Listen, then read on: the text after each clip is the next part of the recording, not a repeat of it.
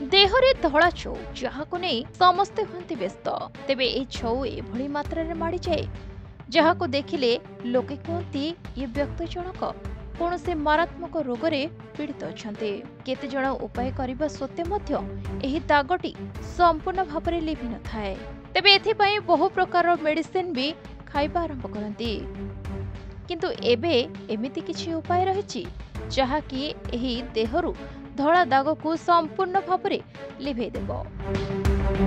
छौ एक एभली रोग जहाद्वारा पीड़ित व्यक्ति को अन्य मानक सामने लज्जित होगा पड़े।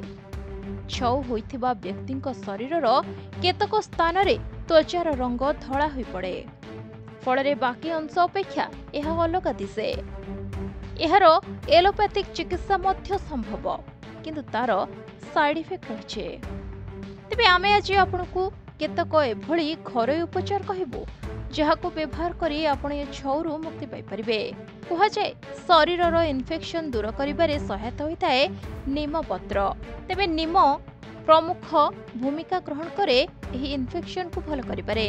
नीम पत्र को भल भाबरे बाटी एहाकू दही सह मिसाई छौ होइतिबा स्थान रे लगांतु।